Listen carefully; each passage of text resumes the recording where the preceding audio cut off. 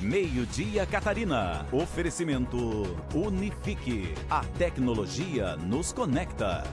Conta digital da nossa gente. Baixe já o app. Geração Hyundai. Sempre à frente por você. Olá, boa tarde para você. Polícia Civil realiza a coletiva de imprensa para trazer detalhes da conclusão da investigação do crime bárbaro que aconteceu em Saudades, no oeste do estado, no último dia 4. Entre os relatos do delegado, detalhes do depoimento que retratou a frieza do assassino. Presidente Jair Bolsonaro sanciona a lei que determina que grávidas gestantes em atividades presenciais devem ser afastadas imediatamente do trabalho.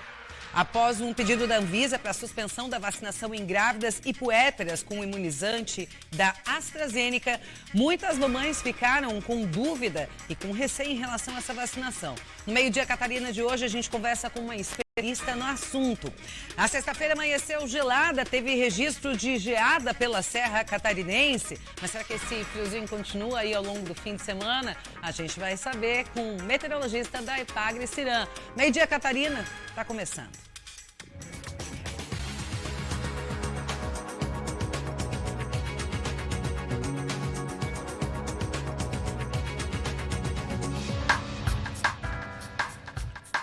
Presidente Jair Bolsonaro sancionou uma lei que determina o afastamento de atividades presenciais de trabalhadoras grávidas durante a pandemia, sem prejuízo da remuneração.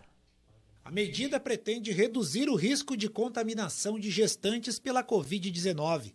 A Flávia está grávida e afirma que se sentiu aliviada com a notícia. E agora com essa notícia, da nova lei, meu Deus, dá até um alívio, assim, porque eu vou poder proteger tanto eu quanto o meu filho, A medida prevê o afastamento imediato de gestantes do trabalho presencial, independentemente do tempo de gravidez. De imediato, a partir da data de hoje, as funcionárias que forem gestante, a empresa afasta. Se elas comunicarem durante a pandemia, vierem a ter uma gestação, comunica a empresa já vai fazer o afastamento.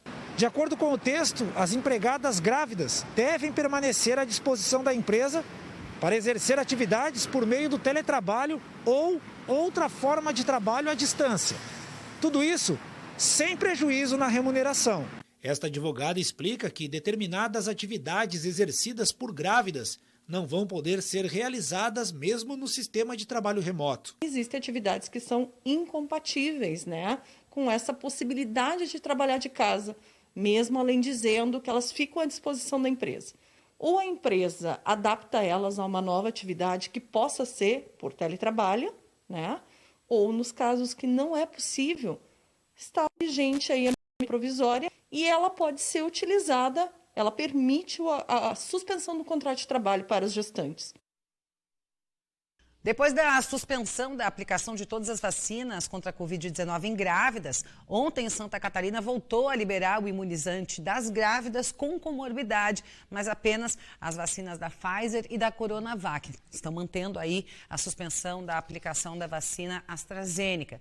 Mas aí tudo isso deixou claro as mamães com muitas dúvidas e com medo de receber a dose desse imunizante. Eu vou conversar agora com a pediatra Daniela Piotto, vai falar pra gente a respeito disso, até para saber o que essas grávidas devem fazer, porque a dúvida está aí, doutora? Devo me imunizar ou não devo me imunizar? Bem-vinda ao Meio-dia, Catarina. Boa tarde. Boa tarde, tudo bem? Isso mesmo, é uma dúvida que surgiu justamente agora por conta desse evento adverso, que é muito raro, mas é grave, que é esse caso de trombose associada à vacinação de uma marca específica da AstraZeneca, da Oxford, de uma gestante, Mas é importante, sim, as grávidas devem se vacinar, porque a gente fala que a gravidez já é um estado de hipercoagulabilidade, então tem maior risco de trombose, e até metade de abril deste ano já foram registrados aproximadamente quase 1.000 mortes de gestantes ligadas ao Covid. Então, o risco de você ter uma infecção pelo Covid e um índice alto de mortalidade e complicações, de parto prematuro, por exemplo, é maior com a infecção do que com a própria vacina. Então, hoje o recomendado é você fazer a vacina com as outras marcas disponíveis, como a da Coronavac e a da Pfizer. Quem de repente já tomou a primeira dose, mas agora não está convencida que tem segurança para tomar a segunda dose, não vou tomar, deve tomar, mas caso não tome, a primeira é como se não tivesse tomado, não é, doutora?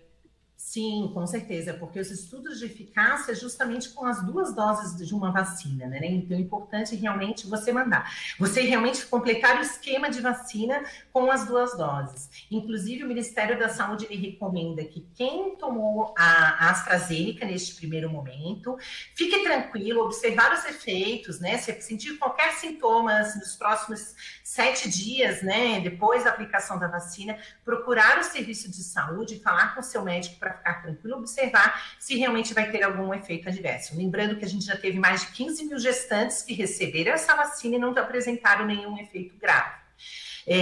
Caso você ainda não tenha feito a vacina, você pode optar pelo começar com o esquema de vacinação das outras 2 marcas disponíveis na sua cidade. Doutora, quem tomou a primeira dose da AstraZeneca, mas não chegou a tomar a segunda, faz o quê? Vai tomar 2 doses de outra?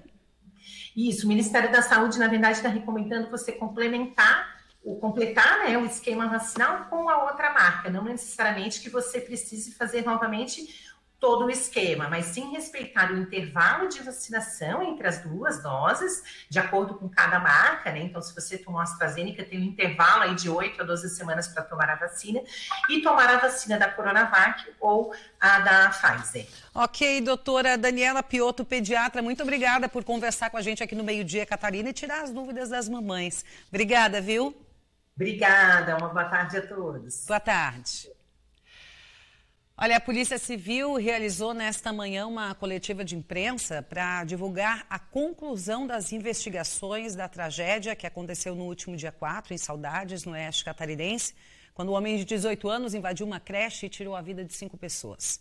Sara, Murilo e Anabela, bebês com menos de 2 anos de idade, Kelly Andrade, de 30 anos, professora, e Mirla Renner, de 20 anos, agente educacional. Durante a coletiva, o delegado relatou que, após todas as avaliações psicológicas, ficou muito claro que o criminoso sabia exatamente o que estava fazendo. Contou ainda que quem conhecia o assassino disse que nunca teria imaginado que ele seria capaz de fazer algo desse tipo.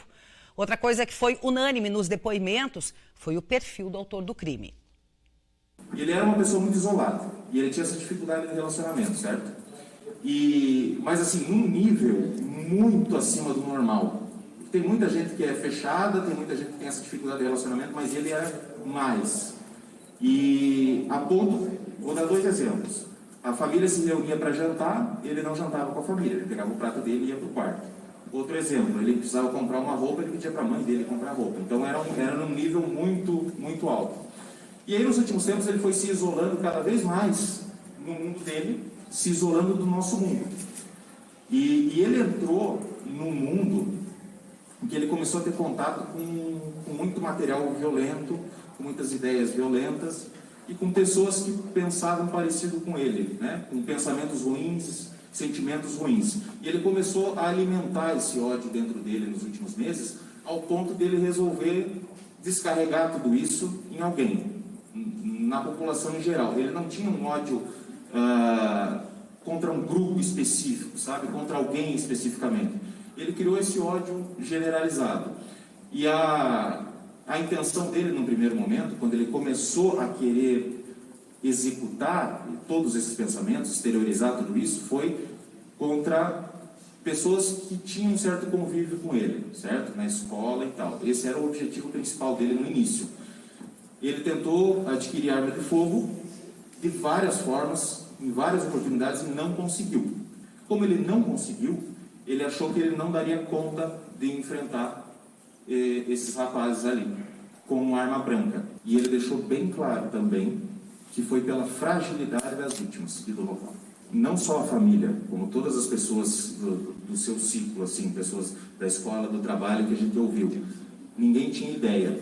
Ele nunca tinha demonstrado isso. Era uma coisa que ele vinha trabalhando na cabeça dele, em off, né? No isolamento dele. Ele nunca exteriorizou, então ninguém tinha ideia do que poderia acontecer. O planejamento dele, para mim, deixa muito claro isso, sabe? Todo o planejamento que ele fez. Ele era uma pessoa que sabia o que fazia. Foi trabalhar, saiu no intervalo dele, Foi para casa, fez alguma coisinha em casa e foi até a creche depois, por volta de 9h50 ele chegou na creche. Ele queria matar o máximo possível de pessoas. Ele agiu com esse objetivo. Vamos fazer um intervalo para dar uma respirada depois de tudo isso que a gente acabou de ouvir, tomar uma aguinha. A gente volta em instantes. Até já.